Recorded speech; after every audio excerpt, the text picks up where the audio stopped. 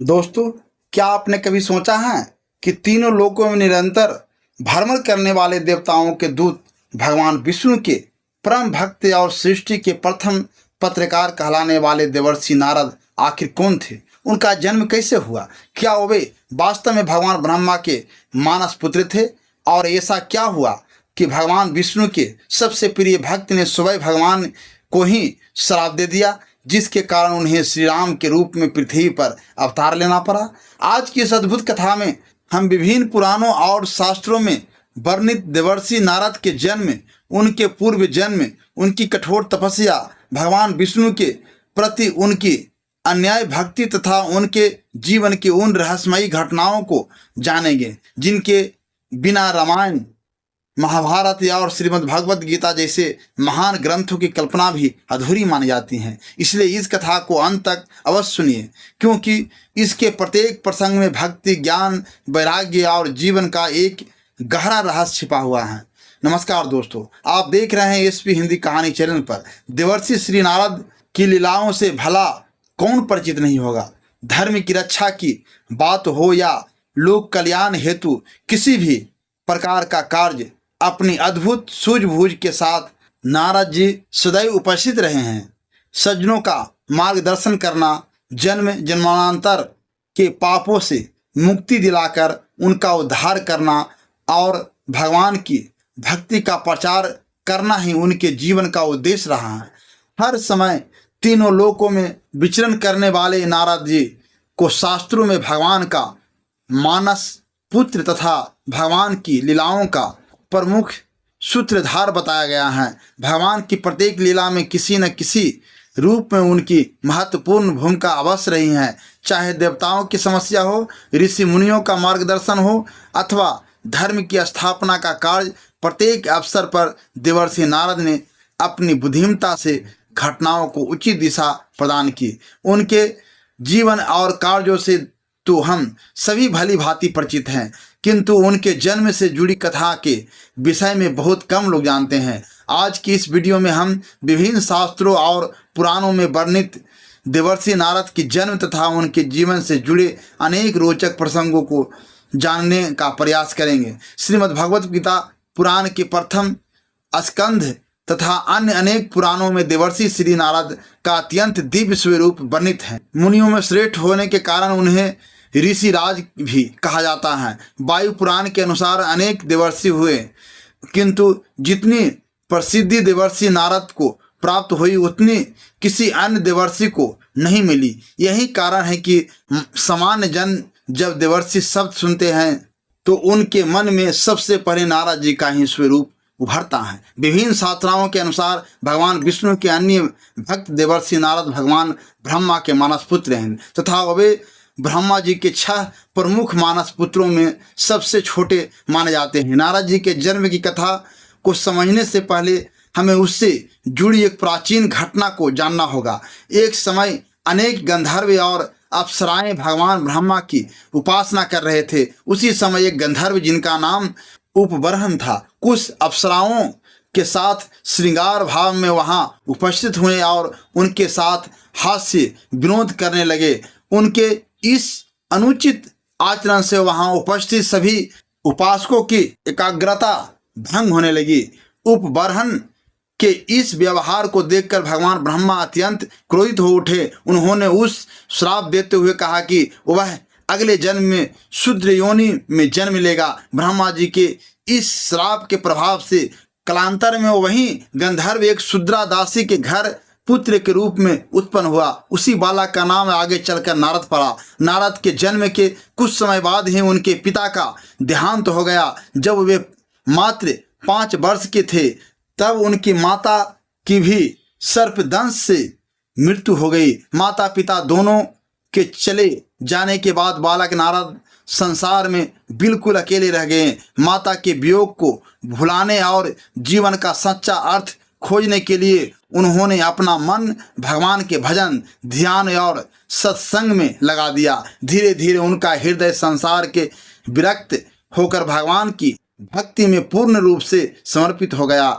एक दिन वे एक पीपल के वृक्ष के नीचे बैठकर गहन ध्यान में लीन थे। तभी अचानक उनके हृदय में बिजली की चमक के समान भगवान का दिव्य स्वरूप प्रकट हुआ, किंतु अगले ही क्षण वह अदृश्य भी हो गया। उस एक क्षण के दिव्य दर्शन ने बालक नारद के मन में भगवान को प्रत्यक्ष प्राप्त करने की तीव्र लालसा जगा दी। उन्होंने निश्चय किया कि अब वे और भी कठोर तपस्या करेंगे। उसी समय आकाशवाणी हुई, हे बालक, इस जन्म में तुम मेरे प्रत्यक्ष दर्शन नहीं कर सकोगे, किंतु अगले जन्म में तुम मेरे पार्षद बनोगे और सदैव मेरे साथ निवास करोगे। भगवान की यह दिव्य वाणी सुनकर बालक नारद का हृदय आनंद और भक्ति से भर उठा। इसके बाद उन्होंने अपना संपूर्ण जीवन भगवान विष्णु की आराधना, भजन और तपस्या में समर्पित कर दिया। उनकी कठोर साधना और निष्काम भक्ति से भगवान अत्यंत प्रसन्न हुए। कालांतर में जब उनका शरीर छूटा, तब ज्येष्ठ मास के कृष्ण पक्ष की प्रतिपदा तिथि को वे भगवान ब्रह्मा के मानस पुत्र के रूप में प्रकट हुए। इसी दिव्य स्वरूप में वे देवर्षि नारद कहलाए और भगवान विष्णु के परम पार्षद बने। देवर्षि नारद के जन्म की भांति ही उनके विवाह से जुड़ी कथा भी अत्यंत रोचक है। शास्त्रों के अनुसार भगवान ब्रह्मा की इच्छा थी कि उनके पुत्र नारद भी उनकी रची हुई सृष्टि में एक सामान्य गृहस्थ जीवन व्यतीत करें। वे चाहते थे कि नारद विवाह करके सृष्टि के विस्तार में अपना योगदान दे, किंतु नारद जी का मन सांसारिक जीवन में नहीं बल्कि भगवान की भक्ति, तप और वैराग्य में ही रमता था। उन्होंने अत्यंत विनम्रता से अपने पिता भगवान ब्रह्मा से कहा कि वे विवाह नहीं करना चाहते और अपना संपूर्ण जीवन भगवान विष्णु की भक्ति में समर्पित करना चाहते हैं। यह सुनकर ब्रह्मा जी अत्यंत क्रोधित हो गए।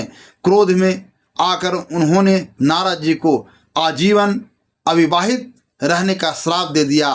नारद जी ने उस श्राप को भी भगवान की इच्छा मानकर सहर्ष स्वीकार कर लिया और पहले की भांति तीनों लोकों में भगवान का नाम गाते हुए भ्रमण करते रहे।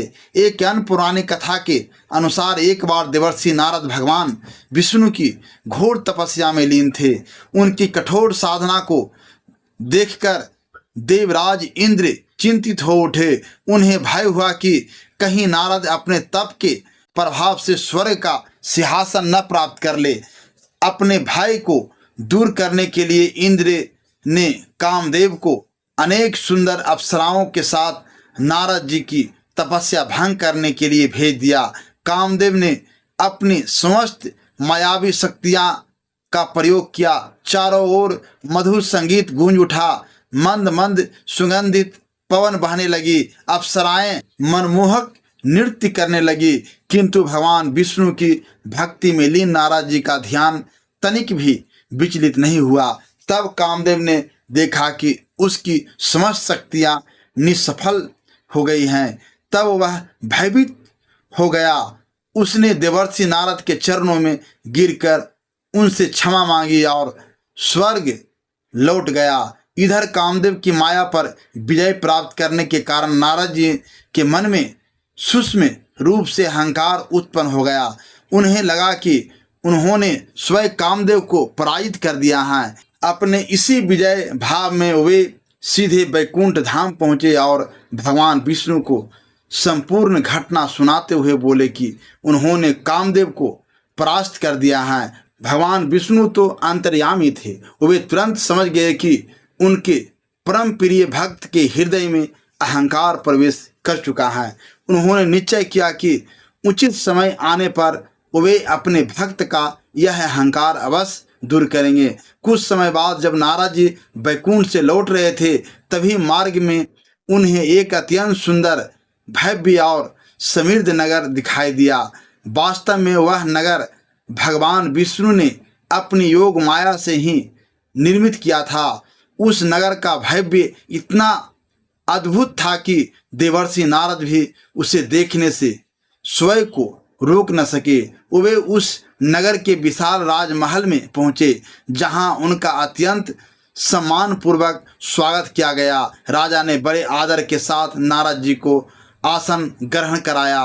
कुछ समय बाद उन्होंने अपनी अत्यंत सुंदर पुत्री को बुलाया और विनम्रता पूर्वक कहा, हे देवर्षि, शीघ्र ही मेरी पुत्री का स्वयंवर होने वाला है। कृपया इसकी हस्तरेखाएं देकर इसका भविष्य बताने की कृपा करें। राजकुमारी को देखते ही नारद जी उसके अद्वितीय सौंदर्य पर मोहित हो गए।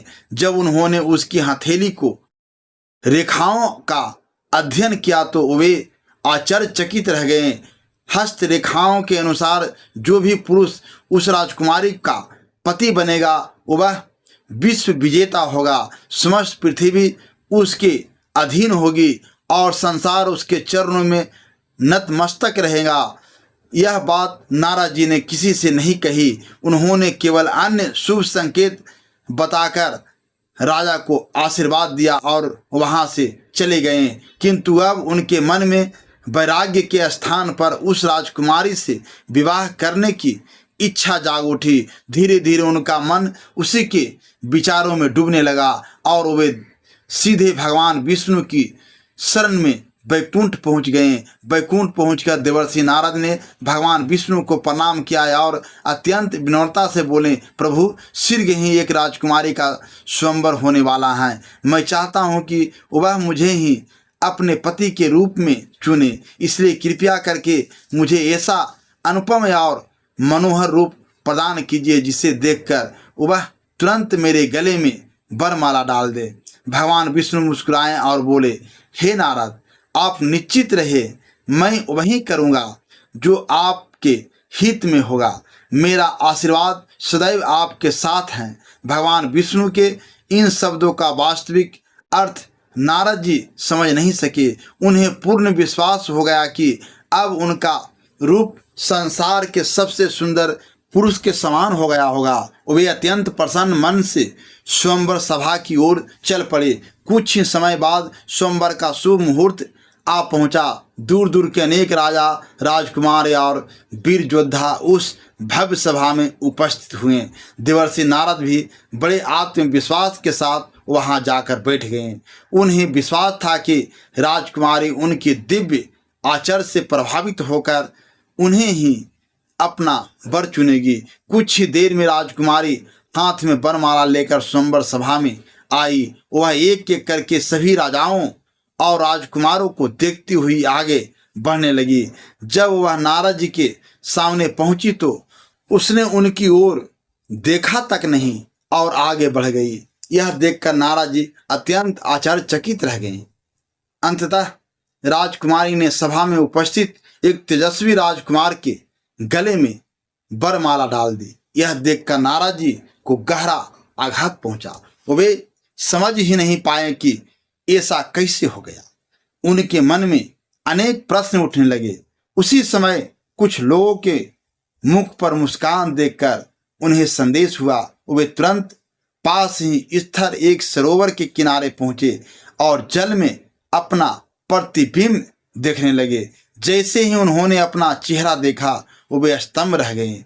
उनका मुख मनुष्य का न होकर बानर के समान दिखाई दे रहा था। यह देखकर उनके मन में क्रोध बढ़ गई। वे तुरंत वैकुंठ की ओर चल पड़े। उनके मन में यह विश्वास था कि भगवान विष्णु ने ही उनके साथ यह छल किया है। जब वे वैकुंठ पहुंचे तो वहां का दृश्य देखकर वे और भी अधिक क्रोधित हो उठे। उन्होंने देखा कि वही राजकुमारी भगवान विष्णु के साथ विराजमान है।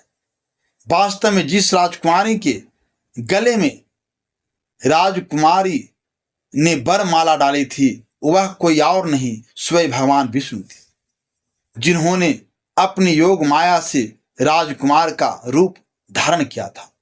क्रोध से भरे नारद जी ने भगवान विष्णु से कहा, प्रभु, आपने मेरे साथ छल किया है। आपने मुझे बानर जैसा मुख देकर मेरा उपहास करवाया। मैं आपका परम भक्त हूं, फिर भी आपने मेरे साथ ऐसा व्यवहार किया। क्रोधावेश में उन्होंने भगवान विष्णु को श्राप देते हुए कहा, जिस प्रकार आपने मुझे बानर के समान मुख देकर अपमानित किया है, उसी प्रकार जब आप पृथ्वी पर मनुष्य रूप में जन्म लेंगे तब आपको वानरों की सहायता लेनी पड़ेगी। और जिस प्रकार आज मुझे स्त्री वियोग का दुख सहना पड़ा है, उसी प्रकार आपको भी अपनी पत्नी के वियोग का असहनीय दुख सहना पड़ेगा। भगवान विष्णु नारद जी की बातें सुनकर केवल मंद मंद मुस्कुराते रहे। उन्होंने न तो क्रोध किया और न ही अपने भक्त से कोई शिकायत की। उसी क्षण वह राजकुमारी अपने वास्तविक रूप में प्रकट हुई। वह कोई साधारण राजकुमारी नहीं बल्कि स्वयं माता लक्ष्मी थी। यह देखकर नारद जी का सारा अहंकार एक ही क्षण में समाप्त हो गया। उन्हें समझ में आ गया कि यह सब भगवान विष्णु की दिव्य लीला थी। प्रभु ने उनके मन में उत्पन्न हुए अहंकार को दूर करने के लिए ही यह समस्त माया जल रचा था। अपनी भूल का एहसास होते ही देवर्षि नारद अत्यंत लज्जित हो गए। वे भगवान विष्णु के चरणों में गिर पड़े और बार बार क्षमा मांगने लगे। भगवान विष्णु ने उन्हें प्रेम पूर्वक उठाया और कहा, हे नारद, इसमें तुम्हारा कोई दोष नहीं, यह सब मेरी ही लीला थी। तुम्हारे मुख से जो श्राप निकला है वह भी लोक कल्याण के लिए ही है और समय आने पर अवश्य पूर्ण होगा। इसी कारण त्रेता युग में भगवान विष्णु ने श्री राम के रूप में अवतार लिया। माता सीता के वियोग का दुख सहा और उन्हें खोने तथा रावण का वध करने के लिए भगवान को हनुमान जी तथा संपूर्ण वानर सेना का सहयोग प्राप्त हुआ। इस प्रकार देवर्षि नारद का श्राप भी सत्य सिद्ध हुआ और भगवान की लीला भी पूर्ण हुई। देवर्षि नारद केवल भगवान विष्णु के परम भक्त और उनके पार्षद ही नहीं है बल्कि वे देवताओं के प्रवक्ता तथा तीनों लोकों में धर्म के प्रचार भी माने जाते हैं। इसी कारण प्रत्येक युग में देवताओं, ऋषि मुनियों, मनुष्यों और यहाँ तक कि असुरों के मध्य भी उनका स्थान अत्यंत सामान्य रहा है। नारद जी जहाँ भी जाते हैं वहाँ भगवान के नाम का प्रचार करते हैं और धर्म का मार्ग दिखाते हैं। वे केवल संदेश वाहक ही नहीं बल्कि ऐसे महाज्ञानी ऋषि हैं जिन्होंने समय समय पर अनेक महापुरुषों का मार्गदर्शन किया और संसार को अमूल्य ज्ञान प्रदान किया। शास्त्रों में वर्णन मिलता है कि महर्षि वेदव्यास को श्रीमद् भागवत महापुराण की रचना करने की प्रेरणा भी देवर्षि नारद ने ही दी थी। जब वेदव्यास महाभारत सहित अनेक ग्रंथों की रचना करने के बाद भी मन की शांति प्राप्त नहीं कर सके, तब नारद जी ने उन्हें भगवान श्री कृष्ण की दिव्य लीलाओं का वर्णन करने की प्रेरणा दी। उसी प्रेरणा के परिणाम स्वरूप श्रीमद् भागवत महापुराण की रचना हुई। इसी प्रकार आदि कवि महर्षि वाल्मीकि के जीवन में भी देवर्षि नारद का अत्यंत महत्वपूर्ण योगदान रहा। उनके मार्गदर्शन से ही वाल्मीकि ने भगवान श्री राम के दिव्य चरित्र को रामायण के रूप में संसार के सामने प्रस्तुत किया। इतना ही नहीं, महाज्ञानी सुखदेव जी सहित अनेक ऋषियों ने भी देवर्षि नारद से ज्ञान और भक्ति का उपदेश प्राप्त किया। इसी दृष्टि से देखा जाए तो रामायण, श्रीमद् भागवत महापुराण, महाभारत तथा अनेक महान ग्रंथों के पीछे किसी न किसी रूप में देवर्षि नारद की प्रेरणा अवश्य रही है। देवर्षि नारद का संपूर्ण जीवन हमें यह शिक्षा देता है कि भगवान की सच्ची भक्ति करने वाले भक्त के मन में यह कभी अहंकार आ भी जाए तो भगवान स्वयं उसका अहंकार दूर करके उसे पुनः भक्ति के मार्ग पर स्थापित कर देते हैं। साथ ही यह भी कि भगवान की प्रत्येक लीला के पीछे किसी न किसी रूप में समस्त संसार का कल्याण छिपा होता है। इसी कारण देवर्षि नारद को केवल एक ऋषि या देवदूत के रूप में नहीं बल्कि भक्ति, ज्ञान, वैराग्य और लोक कल्याण के अद्भुत प्रतीक के रूप में स्मरण किया जाता है। तीनों लोकों में नारायण नारायण का पावन नाम गुंजाने वाले देवर्षि नारद आज भी प्रत्येक भक्त के लिए प्रेरणा के अमर स्रोत हैं। दोस्तों, हमें पूरी आशा है कि देवर्षि नारद के जन्म, उनके पूर्व जन्म, उनकी तपस्या, भगवान विष्णु के प्रति उनकी अन्य भक्ति के, उनके जीवन से जुड़े इन अद्भुत प्रसंगों का आधारित यह कथा आपको अवश्य पसंद आई होगी। यदि इस कथा से आपको कुछ नया जानने और सीखने का अवसर मिला हो तो कृपया नीचे कमेंट करके हमें अवश्य बताएं कि आपको इस कथा का कौन सा प्रसंग सबसे अधिक प्रेरणादायक लगा। दोस्तों, अगर इस कहानी ने आपके दिल को छुआ हो तो इसे एक लाइक जरूर करें। आपका एक छोटा सा लाइक इस कहानी को अधिक से अधिक लोगों तक पहुंचाने में हमारी बहुत बड़ी मदद करता है। यदि आपको सनातन धर्म, रामायण, महाभारत, श्रीमद् भागवत पुराणों की रहस्यमयी कथाएं और प्रेरणादायक धार्मिक कहानियां सुनना पसंद है तो एसपी हिंदी कहानी चैनल को अभी सब्सक्राइब करें और साथ ही बेल आइकन को भी दबा दें ताकि हमारी हर नई कहानी सबसे पहले आप तक पहुंच सके। आपके प्यार, विश्वास और अमूल्य सहयोग के लिए हृदय से धन्यवाद। जय श्री हरि, जय श्री नारायण, नमस्कार।